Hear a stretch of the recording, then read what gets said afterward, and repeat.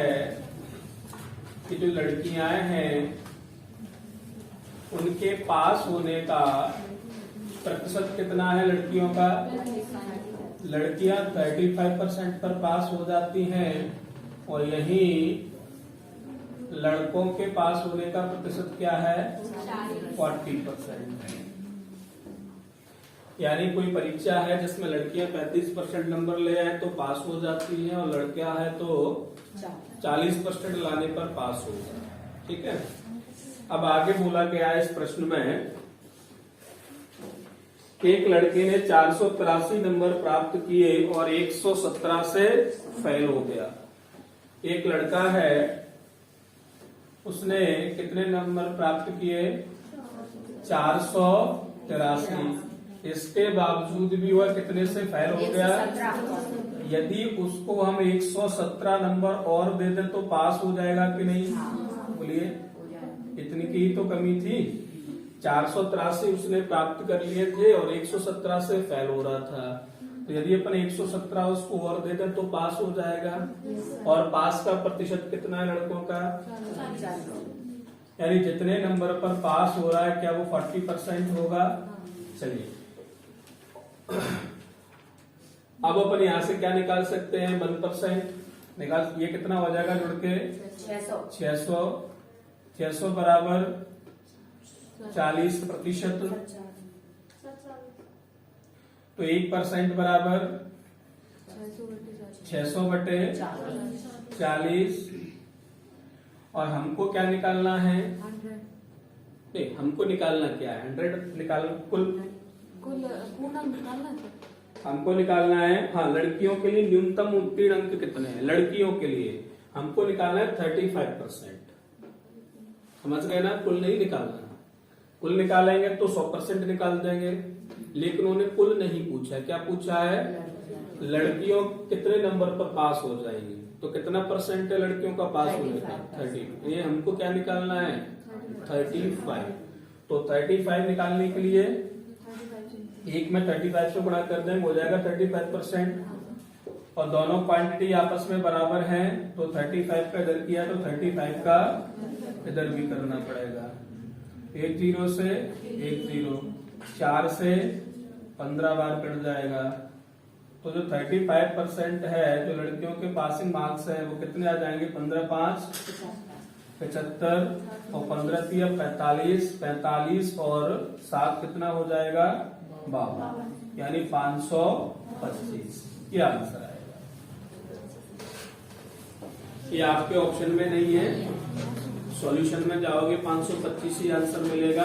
आपके किताब में मिसप्रिंट है।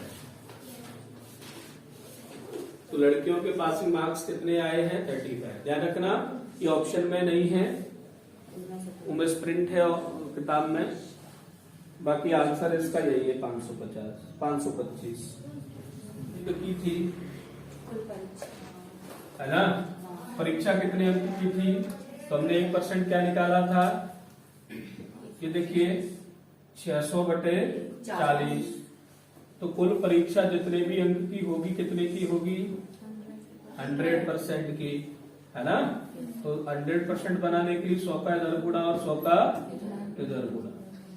0 से 0, ये 15, ये हो जाएगा आपका 1500।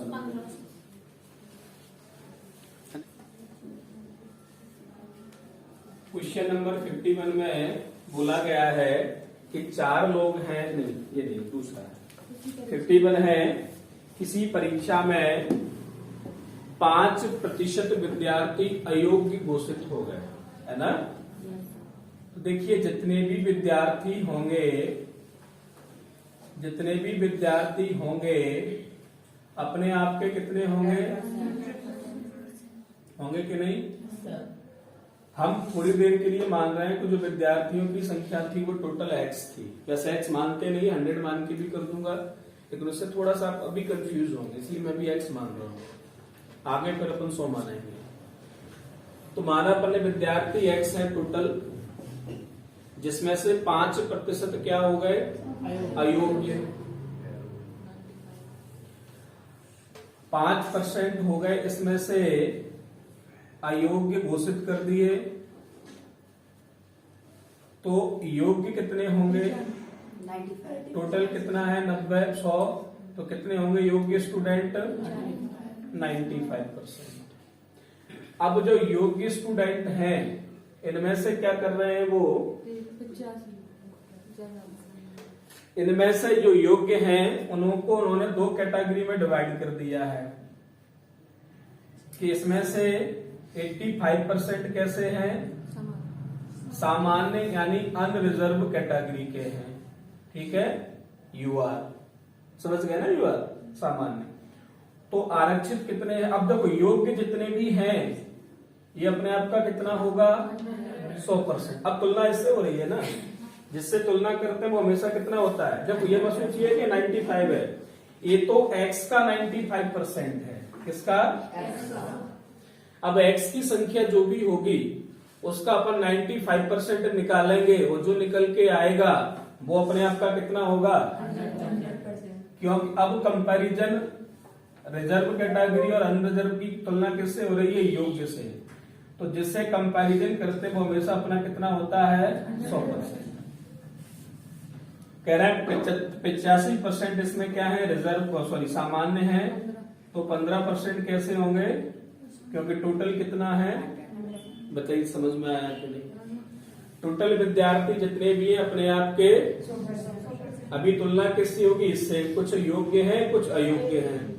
तो तुलना का आधार कौन है? ये जिससे तुलना करते हैं वो उन्हीं 5 पॉइंट के भीतर चल रहे हैं। अब आ गए यहाँ, अब इसको भी दो कैटेगरी में डिवाइड कर रहे हैं। तो अब तुलना किससे होगी? योग्य से। योग्य में से कुछ सामान्य हैं, कुछ आरक्षित हैं। तो अब योग्य जितने भी हैं वो अपने आप के कितने? या गड़बड़ मत करना कि 95 100 कैसे हो गया। ये तो x का 95% है। जो भी संख्या आ जाएगी उसका वो अपने आप का कितना होगा? 100%। उसमें से वो कह रहे हैं कि 85% सामान्य है, तो बचे हुए 15 रिजर्व कैटेगरी के हैं। ठीक है, और रिजर्व कैटेगरी की उन्होंने संख्या दी है, कितनी है? 4275। अब देखिएगा, और टोटल विद्यार्थी पूछे हैं। टोटल विद्यार्थी अपने कितने हैं? x। इसमें से योग्य कितने हैं? 95%। समझ गए? अब ये जो भी आएगा अपने आप का, इसमें से अनरिजर्व रिजर्व कैटेगरी कितनी है? तो ये जितना भी होगा अपने आप का 100% होगा, उसका हमको कितना निकालना है? 15%। बराबर कितना दिया है प्रश्न में? 42 75। बताइए, अगर इतना समझ में, अब तो कैलकुलेशन इसके बाद समझ में आया कि नहीं? टोटल इसमें से 95% योग्य। अब योग्य में से जो रिजर्व है वो कौन से कितने हैं? 15। तो ये अपने आप का पूरा जितना भी संख्या आएगी वो 100, और इसका 15% किसके बराबर होगा? प्रश्न में हमको दिया है कितना?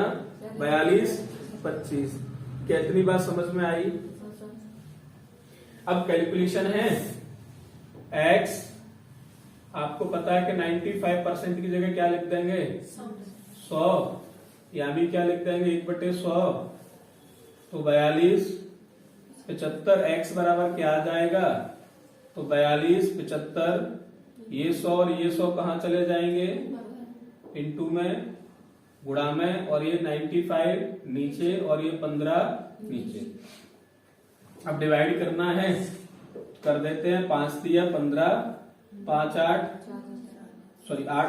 40, 2 बचेगा, और 5 5 25। अब 8 और 5 10 18, 3 से भी चला जाएगा। 3 दूनी 6, 3 8 24 और 3 5 15। ये 19 बार कट जाएगा 5 से, है ना? 5 का इसमें बांध देंगे तो 5 5 25 और 5 7 35, 19 3 57। तो देखिएगा 3 और इस पर 4 जीरो लगा दीजिए, 4 हो जाएगा ना? 2 और 2 4। तो कितना हो गया? ये 30,000। तो टोटल जो विद्यार्थी थे वो कितने हैं? 30,000 है। क्वेश्चन नंबर 52 है कि एक विद्यार्थी ने कितने प्रतिशत अंक प्राप्त किए? 30% अंक प्राप्त किए, लेकिन कितने से फेल हो गया? यदि इसको 108 नंबर और मिल जाते तो क्या ये पास हो जाता, है ना? जस्ट पासिंग नंबर आते कि नहीं? 30% प्राप्त किए लेकिन 108 से फेल हो रहा था। ये अपन इसको 108 नंबर और दे दें तो जस्ट पास हो जाएगा, जस्ट पास होगा, है ना? और दूसरे ने क्या किया, कितने प्रतिशत अंक प्राप्त किए? 52% अंक प्राप्त किए, लेकिन उसके पासिंग मार्क्स से कितने ज्यादा थे? 24। यदि 24 घटा दें इसमें से तो ये बिल्कुल पासिंग मार्क्स आएंगे कि नहीं? जितने पे पास हो रहे हैं उतने ही आएंगे कि नहीं? उसने 52% प्राप्त किए लेकिन पास होने से पासिंग नंबर से उसके कितने ज्यादा थे? 24। तो 52% में से अपन 24 माइनस कर देंगे तो जस्ट जितने पे पास होना है उतने नंबर रह जाएंगे। ये भी पासिंग नंबर, ये भी पासिंग नंबर, तो क्या दोनों आपस में बराबर होंगे, है ना? 30 को इधर ले जाएंगे, 52 में से क्या होगा? परसेंट को परसेंट वाले में से घटा दो और इसको इसमें 108 है और 24 इधर आएगा तो इसमें जुड़ जाएगा। ये कितना बचेगा? 22%। और यहाँ कितना हो जाएगा? ये 132, यानी 22% का मतलब है 132। तो मुझे यहां से बताइए 1% किसके बराबर होगा? 132 बटे 22, 11 दूनी 22, 11 एकम 11, 11 दूनी 22, 2 6 12। 1% का मान कितना आ गया? 6। तो हमको मिल गया कि 1% जो है 6 के बराबर है। वो हमसे पूछ रहे हैं कि पासिंग नंबर क्या है, सॉरी पासिंग परसेंटेज क्या है, कितने प्रतिशत पर पास हो जाते हैं। तो चाहे तो इससे लेके कर दो, चाहे इससे। इसमें देखिए 52% है ना? इसमें से 24 घटाना है तो अपन ये देख लें कि 24 का परसेंटेज क्या बनेगा। परसेंट में से ही तो परसेंट घटेगा, सेम में से सेम। तो 24 का हमको निकालना है। किसका निकालना है? 24 का कितना परसेंट बनेगा? 6 का कितना परसेंट है? 1। और यदि हम 24 का निकालना चाहते हैं तो इसको 24 बनाने के लिए क्या करें? 4 से, और 4 से इधर किया है तो इधर भी। तो 24 जो है कितना परसेंट है? 4%। तो क्या मैं 24 की जगह यहाँ पर 4% रख दूं और 42 में से 52 में से 4 जाएगा तो 48% आ जाएगा। यानी पासिंग मार्क्स कितने हैं?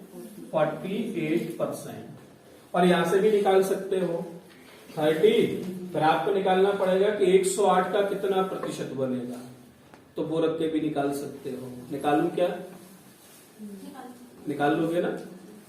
यहां से भी आप करोगे तब भी आपका 48% आएगा। अपनी कॉपी पर करें। 108 का कितना परसेंट बनेगा? 6 का मतलब 1% है तो 108 का मतलब कितना परसेंट होगा? 18 6 के 100, 18 का गुणा इधर, 18 का गुणा उधर। हमने उसी से किया था। अब उसी से किया तो कितना हो जाएगा? 48। 18 आ जाएगा, 30 और 18 48।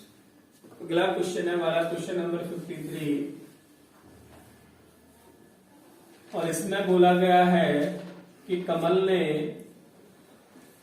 4 विषय में से हमको 3 विषय के नंबर दिए हैं और चौथे का पूछा और चारों का औसत दिया है ना? तो एक पहले विषय में कितने प्राप्त किए थे, उसमें कितने प्रतिशत? 80%। 81 दूसरे में, 86 और तीसरे में 66 और तीसरे में 61 और चौथे का हमसे पूछा, हमने मान लिया कि चौथे में उसने x प्राप्त किए। कितने प्राप्त किए? x प्राप्त किए। तो उसने चौथे में x प्राप्त किए और सबका औसत दिया हमको कितना? 72। तो औसत कैसे निकालते हैं? 70%। सभी को जोड़ के, है ना? और जितनी संख्या उससे अपन क्या कर देंगे? भाग कर देंगे। तो कितने? 1 2 3 4, है ना? ऐसे ही औसत निकालते हैं। और इनका सबका दिया कितना है 70, तो क्या है 70 के बराबर होगा। क्रॉस मल्टीप्लाई कर दो, इनको जोड़ दोगे तो आ जाएगा आपका 208 और 4 का क्रॉस मल्टीप्लाई कर देंगे तो 4 7 7 चौक 28 280, तो x बराबर कितना आ जाएगा 280 माइनस 208, तो कितना बचेगा 72। तो जो चौथा विषय उसमें कितने प्राप्त किए उसने 72%। पूरा प्रश्न हमारा परसेंटेज में ही था, ठीक है कि नहीं। 70 सब मिला के है, औसत है। 70 क्या है, सभी सब्जेक्टों को मिलाकर 70% प्राप्त होते हैं। तो औसत कैसे निकालते हैं, सभी आंकड़ों का योग बटे आंकड़ों की संख्या, sum of observation upon number of observation. Question number 56 देखते हैं। क्वेश्चन नंबर 56 में बोला है कि जीव विज्ञान कितने स्टूडेंट ने चुना, जीव विज्ञान चुना है 72% स्टूडेंट ने, और गणित विषय कितने ने, जो गणित सब्जेक्ट है वो 44% विद्यार्थी ने चुना है। और प्रश्न में ये बोला गया है कि कम से कम एक सब्जेक्ट तो हर एक विद्यार्थी ने चुना है, और ऐसे विद्यार्थी 40 हैं जिन्होंने दोनों सब्जेक्ट चुने हैं। समझ गए ना। अब मुझे भी ये बताओ, विद्यार्थी जितने भी होंगे वो अपने आप के कितने होंगे, होगा कि नहीं। विद्यार्थी जितने भी होंगे अपने आप के कितने होंगे 100%। इसमें बोला है कि 72% ने जीव विज्ञान चुना और 44% ने, कुछ लोग ऐसे भी हैं जिन्होंने दोनों चुने हैं, यानी जीव विज्ञान भी लिया है और गणित भी लिया है, तो एडिशनल वाले कुछ ऐसे भी हैं। तो हमने देखा कि 72 और 40% हमने 44 को जोड़ के देखा, कितना आया हमारा ये 116%। जबकि टोटल स्टूडेंट होने कितने चाहिए, ये कितने हो रहे हैं, क्यों हो रहे हैं 16। हाँ, क्या है कि उनकी गिनती इसमें भी है जो दोनों सब्जेक्ट वाले हैं, और उसकी गिनती यानी जिन्होंने दोनों सब्जेक्ट चुने उनकी वजह से गड़बड़ होके हमारा 116% आ रहा है। समझ रहे हैं ना, क्योंकि वो इधर भी हैं और इधर भी हैं। तो दोनों के कारण कितना बढ़ गया, 100 से कितना बढ़ गया 16%, और मतलब दोनों सब्जेक्ट लिए वो कितने होंगे 16, और वो है कितना 40। हमको प्रश्न में दिया है परसेंटेज में 16 है, हमने यहां से निकाल लिया, और उनकी संख्या कितनी है वो 40 है, ये हमको प्रश्न में दिया है। तो क्या 16% बराबर 40 होगा। हमसे पूछा कि टोटल विद्यार्थी कितने, तो हमको क्या निकालना है 100%, निकाल देंगे। 1% की वैल्यू यहां से क्या आएगी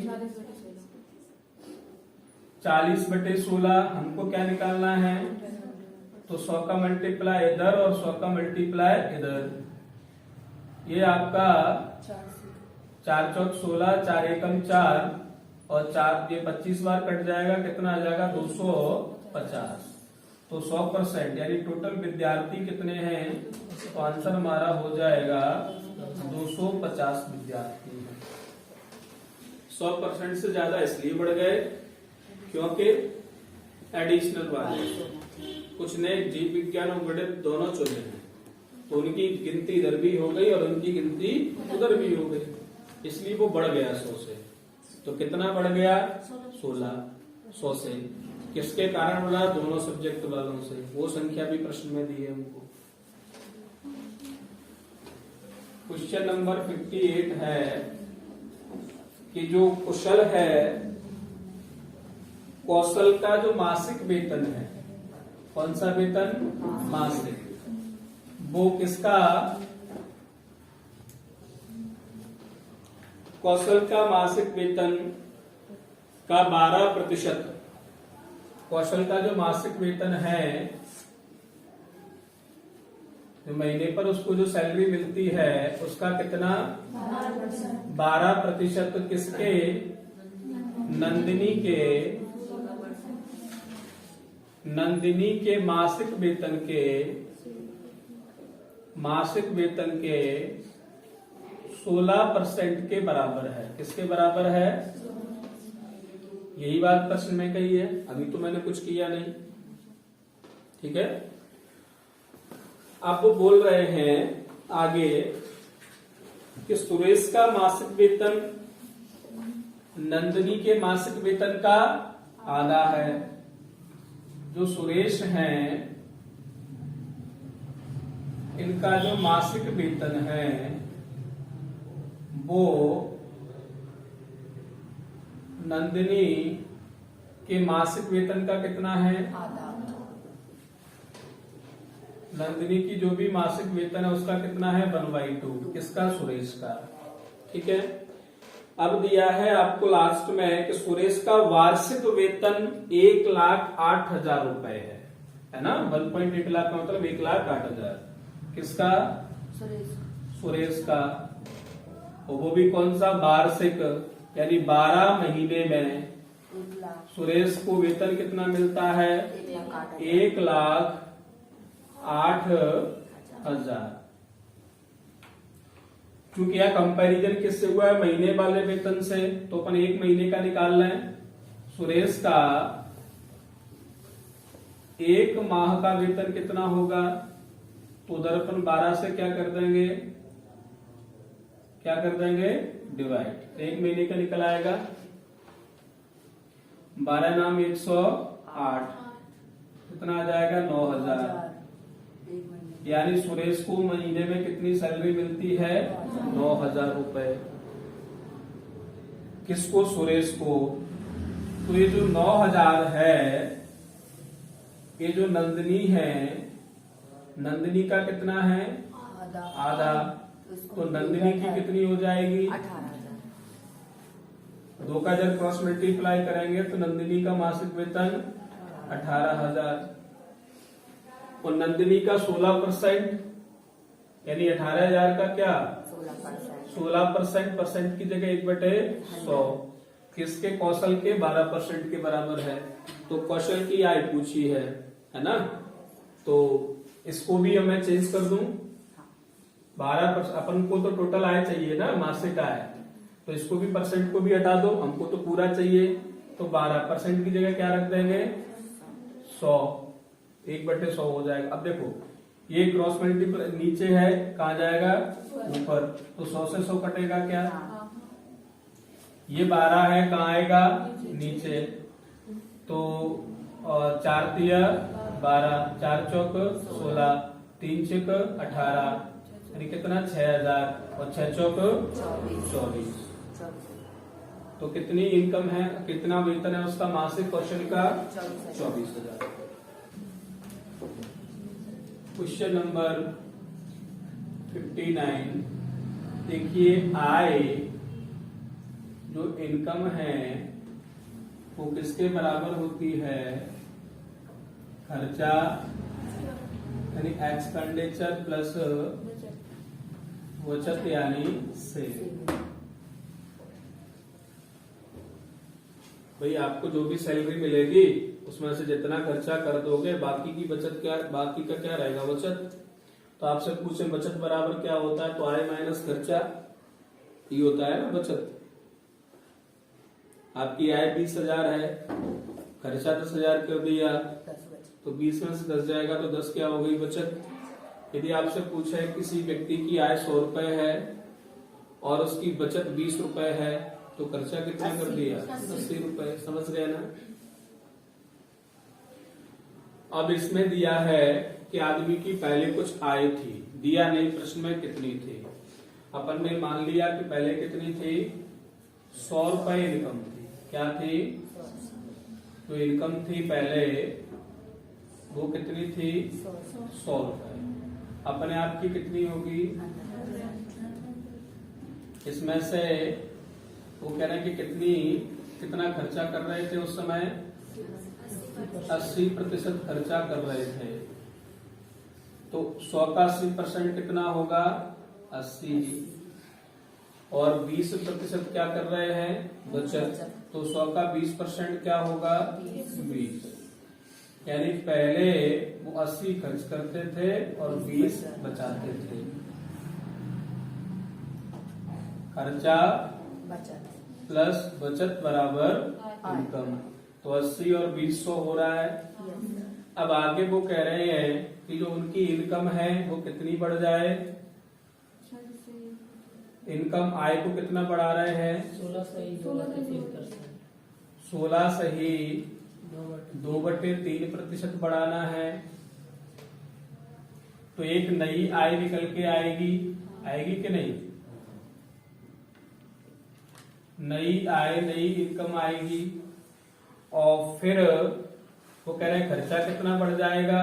37 सही 1/3। तो पहले जो भी खर्चा था उसमें अपन कितना बढ़ा देंगे? 37 सही 1/2%।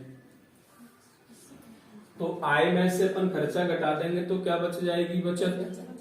और कितने प्रतिशत है? तो बचत और नई बचत बटे नई इनकम अंश बटे हर इंटू 100 आंसर आ जाएगा। करते हैं। तो अब मुझे बताइए यदि अपन 100 को 16 से ही 2/3% बढ़ा दें तो कितना हो जाएगा? 100 है अपने आप का कितना है? 100%। और कितना बढ़ाना है उसको? 16 सही 2/3। तो कितना हो जाएगा? 150/3। 116 सही 2/3%। 100 तो पहले से ही है। 16 सही 2/3% बढ़ा देंगे तो कितना हो जाएगा? 116 सही 2/3% हो जाएगा कि नहीं बढ़ के? 100 तो पहले से है और 100 में अपन इतना बढ़ा देंगे तो कितना हो जाएगा? 116 सही 2/3% होगा कि नहीं? इसको हम सॉल्व करेंगे तो क्या मिलेगा हमको? इसमें इसका गुणा करेंगे 3 का तो 36 18, 3 एकम 3 और 1 4 और 3 एकम 3, 2 जुड़ जाएगा तो कितना आ जाएगा? 350/3% की जगह में रख रहा हूं कितना? 1/100। तो 100 से 100 कट जाएगा, कितना आ जाएगा? 350/3। तो जो नई इनकम है, जो नई आय है वो कितनी है? 350/3। ठीक है। अब वो कह रहे जो खर्चा है उसको कितना बढ़ा दें? 37 सही कितना बढ़ा दें? खर्चा यहाँ लिख रहे थे अपन, पहले कितना था 80, इसको कितना बढ़ाना है? 37 सही 1/2%।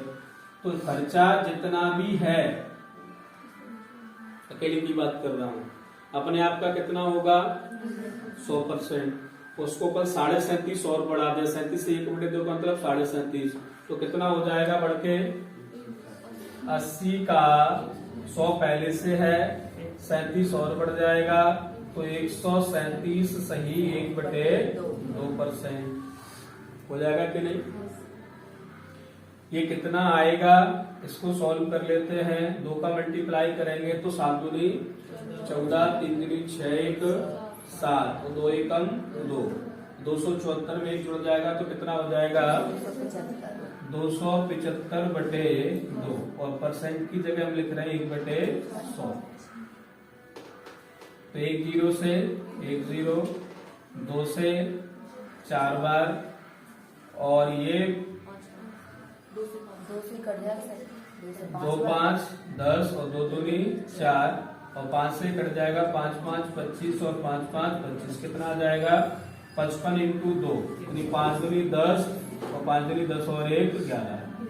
यानी नया जो खर्चा है, नया खर्चा वो कितना है? अब 110 रुपए का। कमाई कितनी है? तो यदि अपन बचत निकाले तो नई बचत जो है कैसे निकलेगी? नई आय ऐसे ही तो निकलेगी, नई आय माइनस नया खर्चा, तो नई बचत निकल आएगी। नई आय कितनी है? 350/3 माइनस नया खर्चा कितना है? 110 एलसीएम लोगे 3 आ जाएगा, 350 माइनस 1 का भाग 3 में 3 बार, ये हो जाएगा 330, यानी कितना आ गया 20/3। ये क्या है, नई बचत।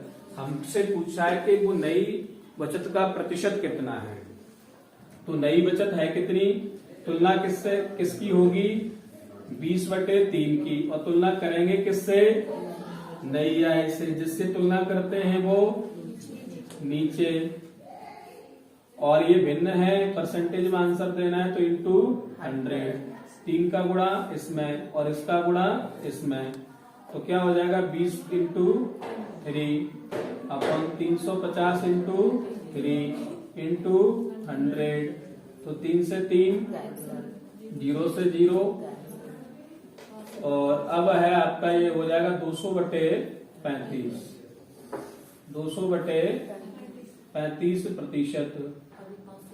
5 से जा रहा है 500 और दे देंगे, और 5 चौक 20, यानी 40/7 प्रतिशत, और भाग दे दो, 7